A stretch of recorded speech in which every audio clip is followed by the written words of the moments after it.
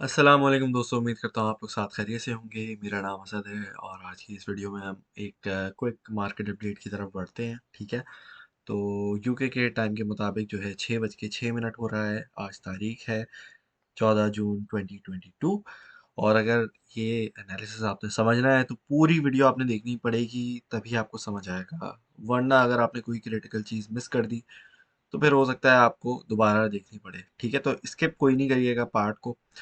ठीक है, तो सबसे पहले मेरे पास जो है आपके लिए वो खुला हुआ है, वीकली का टाइम फ्रेम है। बीटीसी के ऊपर हम टेक्निकल एनालिसिस थोड़ा सा करते हैं। ठीक है, वीकली का टाइम फ्रेम खुला हुआ है और आज के दिन में 200 moving average, simple moving average है, एक्सपोनेंशियल मूविंग एवरेज नहीं है।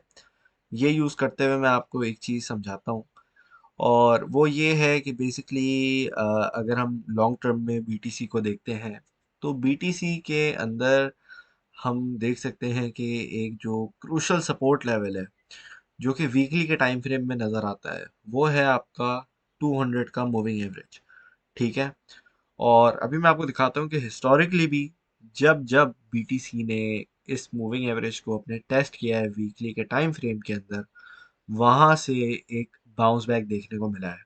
ठीक है, तो ये मैं नहीं कह रहा कि सीधा यहीं से हम बाउंस बैक कर रहे हैं, लेकिन मैं भी आपको बताता हूँ कि होता क्या है। ठीक है, तो जैसा कि आप जानते हैं कि आज जो है वो सिर्फ ट्यूसडे है। ट्यूसडे के अलावा हमारे मतलब पूरे 6 दिन तकरीबन पड़े हुए हैं। ठीक है, वेल 5 डेज 7 आवर्स।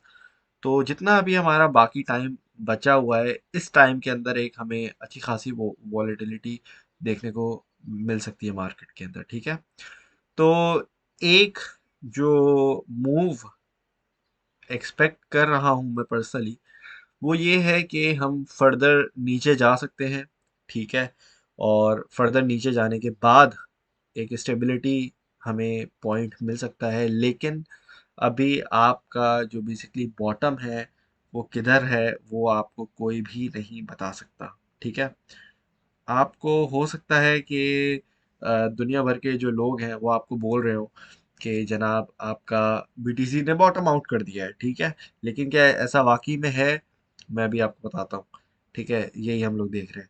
तो पहली चीज़, अगर तो बॉटम आउट हो रहा है तो वहाँ पे हमारे पास वीकली के टाइम की कैंडल हमारी अच्छी बननी चाहिए। ठीक है, जो कि बेयर मिनिमम, अगर एक मिनिमम लेवल आप देखते हैं तो वो $22,500 के ऊपर का लेवल बनता है। ठीक है, अगर इस जोन के, इस लेवल के ऊपर हमारे वीकली की क्लोजिंग होती है बेयर मिनिमम, तो वहाँ पे एक चांस होगा कि अगले 1-2 दिन तक, मतलब अगले ट्यूसडे तक, अगले मंडे ट्यूसडे तक हमारे पास थोड़ी मार्केट के अंदर क्रैशिंग आए और मैनिपुलेशन हो। और उसका मकसद ये होगा कि जिन लोगों ने वीकली कैंडल को बुलिश समझ के लॉन्ग खोला है वो लिक्विडेट हो। ठीक है, क्योंकि जाहिर सी बात है एक्सचेंजेस भी बैठे कमाने के लिए, अगर हम कमाने के लिए बैठे हैं एज अ ट्रेडर। ठीक है, तो हर कोई कमाने के लिए इस मार्केट के अंदर बैठा हुआ है। तो मैनिपुलेशन से किस तरीके से बचना है? मैनिपुलेशन से इस तरीके से बचना है कि आपने फौरन किसी भी एक कैंडल के ऊपर कंफर्मेशन नहीं लेनी है। ठीक है, इसके अलावा एक जो इम्पोर्टेंट चीज़ देखने वाली है वो है सपोर्ट लेवल। अगर हिस्टोरिकली मैं आपको बताऊं तो पिछले बुल रन से बेसिकली हमारा 2021 का जो बुल रन था और जो गुजर गया, उसमें हमारे पास, हम लोगों ने जब 2020 के जो मार्च है हमारा, बेसिकली जब कोविड का सारा सिलसिला शुरू हुआ था।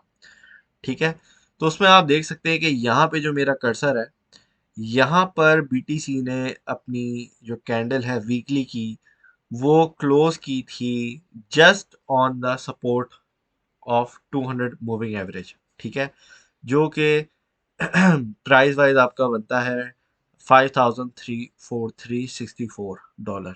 ठीक है, ये ऊपर आपको यहाँ पे भी प्राइस नज़र आ जाती है जब मैं यहाँ कैंडल के ऊपर फिंगर रखता हूँ, ये अपना कर्सर रखता हूँ। ठीक है, तो आप देख सकते हैं जैसे ही ये रीटेस्ट हुआ था इसके बाद से बीटीसी ने एक हाइप ली थी। समझ आ रही है आपको बात? तो इसी तरीके से अब से जो है यहाँ पर आपको फर्दर मूवमेंट इसी तरीके से हम देख सकते हैं पॉसिबली।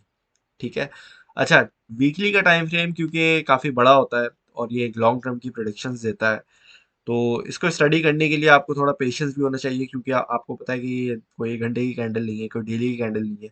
तो अभी जैसे मैंने 5 दिन मज़ीद वेट करना होगा, तो जो इंट्राडे ट्रेडर्स हैं, उनसे उनके लिए टिप यही होगी कि अभी फ़िल वक़्त कोई जल्दबाज़ी में फ़ैसला नहीं लेना है आपने, ठीक है? क्योंकि एक चीज़ है, आप देखो कि बीटीसी ने जो हमारा ऑल टाइम हाई लगा है $69,000 का, वहाँ पे आप देख सकते हो कि वहाँ से लेके अब तक का जो सफ़र है हमारा, तकरीबन हम कितने परसेंट, काफ़ी ज़्यादा परसेंटेज लॉस में आ गए। लेट्स से अगर हम 69,000 से अभी यहाँ पे 20,000 पे आके बैठ गए, ठीक है, तो ये तो 30-40 हज़ार आपका तो खाली यहीं पे जो है वो लॉस हो गया है, ठीक है। तो जब अगर आप 30-40 हज़ार डॉलर का लॉस बर्दाश्त कर सकते हो, तो अभी जो फर्दर नीचे हमारे पास चांस है, अब ऐसा तो होगा नहीं कि ये $20,000 और ख़त्म हो जाए, ठीक है ना। ऐसा ऐसा तो होने से रहा। तो अक्सर लोग जो हैं वो पैनिक में आ जाते हैं कि भाई वो कभी किसी यूट्यूबर को देख रहे हैं, कभी कहाँ से सुन रहे हैं कि भाई मार्केट ख़त्म हो रही है, ये हो रहा है, वो हो रहा है, मतलब ऐसे ही आपको लोग बोलते हैं, या कोई हो सकता है आपका कोई दोस्त ही बोल दे कि ये हो रहा है, वो हो रहा है। तो फर्स्ट ऑफ ऑल टेंशन लेने की बात नहीं है, ठीक है। मार्केट के अंदर अगर आप रिलैक्स बैठोगे अभी, तो बाद में आपको प्रॉफिट होगा, ठीक है। जो इस मार्केट से वफादारी करेगा वही इस मार्केट से पैसा भी बनाएगा, ठीक है। तो ये बात आपने माइंड में रखते हुए यहाँ पे कोई पैनिक सेलिंग नहीं कर दी।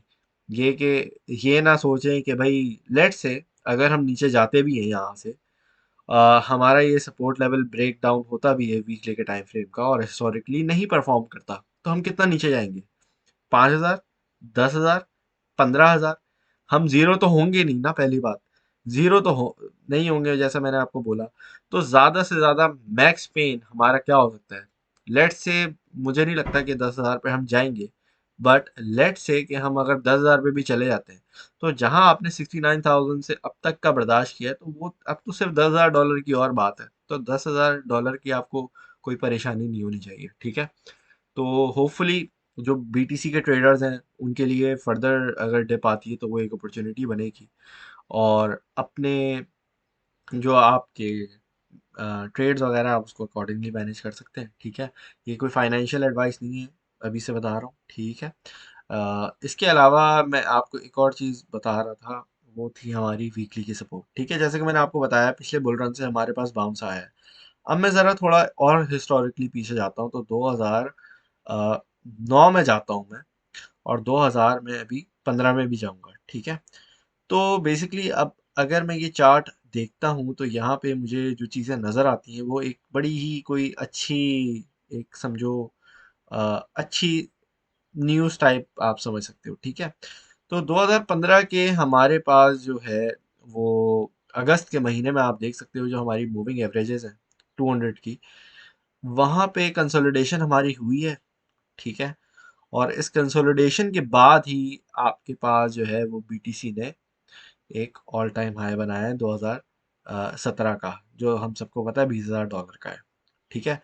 उसके बाद मजीद बीटीसी ने करेक्शन ली थी, और अगेन हिस्टोरिकली 200 मूविंग एवरेज पर रीटेस्ट हुआ है, ठीक है।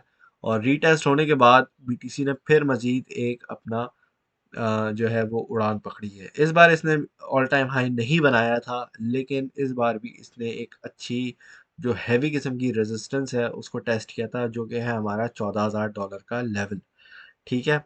अच्छा, ये जो $14,000 का लेवल है, मैं टेक्निकली इसको इस बेयर मार्केट का बॉटम समझता हूँ, और ये इस वजह से है क्योंकि यहाँ पे हम अगर अपनी टेक्निकली अगर हम बात करते हैं, तो हॉरिजॉन्टल सपोर्ट लेवल में अगर यहाँ पे बनाता हूँ, आपको दिखाने के लिए भी बना देता हूँ, तो आप देख सकते हैं कि ये हिस्टोरिकली एक अच्छा पॉइंट हमारे लिए रहा है, ठीक है। अगर तो प्रीवियसली ये एज अ स्ट्रॉन्ग रेजिस्टेंस रही है बड़े टाइम फ्रेम के अंदर, तो इंशाल्लाह ताला मोस्ट लाइकली ये इस बार भी जो है ना वो एक हमारी अच्छी सपोर्ट बनेगी, ठीक है। क्योंकि आपको पता है जो चीज़ सपोर्ट होती है वही टूट के रेजिस्टेंस बन जाती है, और जब वही रेजिस्टेंस अगर स्ट्रॉन्ग सपोर्ट रेजिस्टेंस है, तो वही चीज़ बाद में एज अ सपोर्ट भी काम आती है, ठीक है। तो जैसे मैंने बोला कि लेट से अगर 10,000 पे चला जाता है, मुझे पर्सनली नहीं लग रहा है, मुश्किल है 10-12 की जोन में जाना। 14,000 तक एक हमारा रिटेस्ट हो सकता है पॉसिबली। तो यहाँ पर जो एक पॉइंट होगा वो आपको होगा कि अगर तो आप देख रहे हो कि लॉन्ग टर्म में अगर आप कोई चीज़ खरीदने के लिए देख रहे हो तो बीटीसी को मिस आउट करने वाली अपॉर्चुनिटी बिल्कुल भी नहीं होगी। तो यहाँ पे आपने कुछ ना कुछ पार्ट में ज़रूर बीटीसी एक्यूमुलेट करना है। ठीक है, तो इस तरीके से अभी हमारी मार्केट बैठी हुई है। ठीक है जी। अच्छा जी, तो यहाँ पे ये वाली बात है। एक चीज़ मैं आपसे और अगर थोड़ा छोटे टाइम फ्रेम में बात करता हूँ, लेट्स से मैं 1 आवर का टाइम फ्रेम खोल लेता हूँ, ठीक है? तो 1 आवर के टाइम फ्रेम की अगर मैं बात करता हूँ, तो 1 आवर में आप देख सकते हैं कि बीटीसी यहाँ पे मेरे पास जो है तकरीबन मेरे जो 6 moving averages exponential moving averages लगे हुए हैं, ठीक है? 14 का, 21 का, 44, 55, 100 और 200 का। यहाँ पे आप देख सकते हैं कि 14 का और 21 का जो मूविंग एवरेज हमारे हैं, ये एज अ स्ट्रॉन्ग रेजिस्टेंस काम कर रहे हैं। ठीक है, बीटीसी ने 1 आवर के टाइम फ्रेम में 21 मूविंग एवरेज अभी तक एक मरतबा भी क्रॉस आउट नहीं कर पाया, जो कि बीटीसी अभी कंसोलिडेशन करके करने की कोशिश कर रहा है और यहाँ से ब्रेकआउट करने की कोशिश कर रहा है। अगर तो आज की हमारी डेली क्लोजिंग 23,500 डॉलर के ऊपर होती है, डेली के टाइम फ्रेम की बात कर रहा हूँ, तो उसके अंदर हम देख सकते हैं कि हम 1 आवर की जो एक रेजिस्टेंस लेवल है, जैसे हमारा हो गया 55 मूविंग एवरेज हो गया। ठीक है, ये जो जहाँ मेरा अभी कर्सर है, ठीक है, तो ये इस पे उसके बाद 100 और 200 मूविंग एवरेजेस, तो ये एक हमारा रीटेस्ट होंगे। और बुल मार्केट मुझे नहीं लगती टेक्निकली स्पीकिंग, जब तक हमारी जो बीटीसी का लेवल है, बुल का वर्ड तो मेरे ख्याल से आप भूल जाओ, जब तक $32,500 से लेके $33,500 की जोन को ब्रेकआउट नहीं मिलता।